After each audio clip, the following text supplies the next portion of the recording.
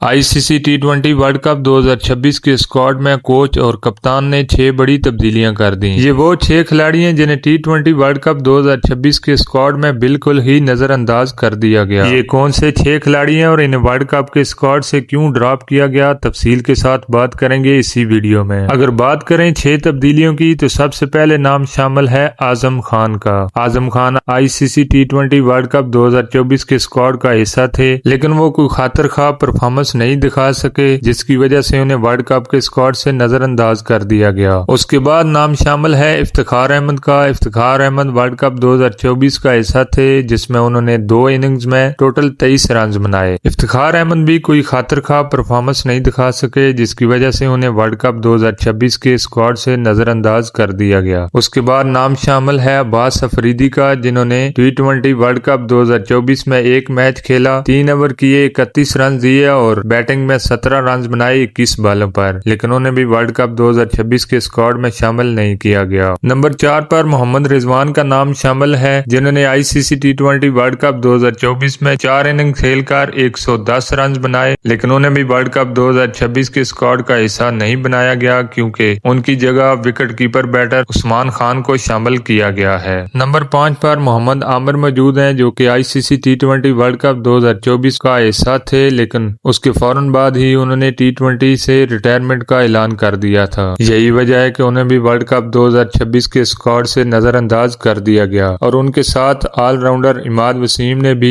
ICC T20 world cup 2024 के फौरन बाद ही रिटायरमेंट का ऐलान कर दिया था। इसी वजह से उन्हें भी वर्ल्ड कप 2026 के स्क्वाड में शामिल नहीं किया गया। ये थे वो 6 खिलाड़ी जो ICC T20 वर्ल्ड कप 2024 का हिस्सा थे, लेकिन ICC T20 वर्ल्ड कप 2026 में इनका कोई जिक्र नहीं। आज की वीडियो आपको कैसी लगी कमेंट्स में जरूर बताएं। मिलते हैं नेक्स्ट वीडियो में। अल्लाह हाफिज।